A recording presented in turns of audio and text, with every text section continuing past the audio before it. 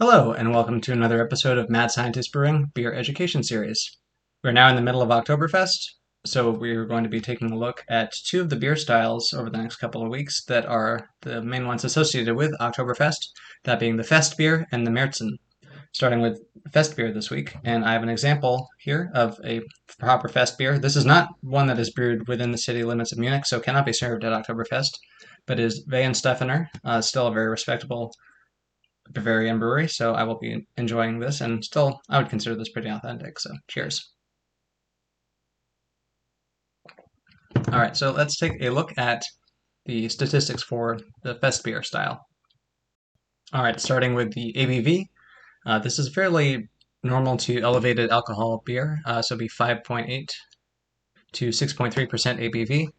The original gravity is going to be from 1.054 to 1.057, or 13.3 to 14 degrees Plato.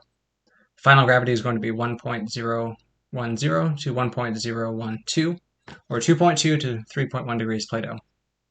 The IBU range will be 18 to 25 and a low perceived bitterness, and an SRM of 4 to 6, so it's going to be kind of a pale straw to gold color. All right, for sensory notes, appearance-wise, it's going to have a deep yellow to a deep gold color, with a bright clarity, being a lager. It has a persistent white to off-white foam stand. As far as aroma, it's going to have a moderate malty richness with an emphasis on toasty and doughy aromatics, with an impression of sweetness, although this is not particularly a sweet beer. It has low to medium low floral, herbal, or spicy hop aroma.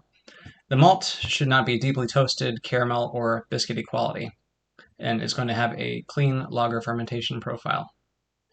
Flavor-wise, you'll have medium to medium-high malty flavor, initially with lightly toasty bread dough quality, and an impression of a soft malty richness. It should have medium to medium-low bitterness, but still is going to be very malty in balance. This is a well-attenuated and crisp beer, but it's not particularly dry. It will have medium-low to medium floral, herbal, or spicy hop flavor, and a clean fermentation profile. Overall, the taste of it is going to be mostly Pils malt with some slightly toasty hints to it. For the mouthfeel, this has got a medium body with a smooth, somewhat creamy texture to it, and medium carbonation. Any alcohol strength is barely noticeable as warming if present at all. All right, characteristic ingredients.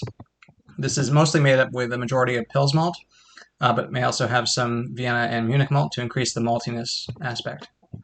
Differences between any commercial examples are mostly just due to different maltsters and yeast that are used by the brewers, rather than any differences in the recipe. As far as history, Polliner first created a golden version of the Oktoberfest beer in the 70s, because they thought that the traditional Märzen that was served at the Oktoberfest for quite a long time was just too filling, and they wanted to have something that was more drinkable so that they could sell more beer. Kind of the predecessor to these crushable beers of today. And since 1990, the majority of beer served at Oktoberfest has been this style known as Festbier, rather than the Märzen. Although Festbier is not exclusively served at Oktoberfest, any festival really would be appropriate to serve a style beer like this. Generally, if you were going to see export versions of any sort of Oktoberfest beer sent, particularly to the US, those styles are going to be closer to the Märzen, though. Most people, when they associate Oktoberfest beer, they're actually thinking of the amber version, which we'll talk about next week. But if you were actually going to go to Oktoberfest, you would get a very light-colored, more easy-drinking beer than if you were to get the export version. Style comparison-wise, it is less intense and less richly toasted than a Märzen. It is stronger than Munich Helles, with a bit more body and hop and malt flavor as well. It is less rich in malty intensity than a Helles Bock, and the malt complexity is similar to the higher gravity Czech premium pale lager, but without the associated hops. Some commercial examples, including styles that you will find at the Oktoberfest, are Augustiner Oktoberfest, Hofbrau Oktoberfest beer, Polliner Oktoberfest beer, and Weihenstephaner Oktoberfest beer. All right, that is all I've got on the topic of the Fest beer. Next week, I will cover the other Oktoberfest variety, the Märzen, which I personally prefer, but this is certainly very nice as well, and hopefully when I can get to Oktoberfest someday, I'll be having plenty of liters of this. So hopefully you're enjoying Oktoberfest and can sample some nice German beer and food. And until next week, Prost.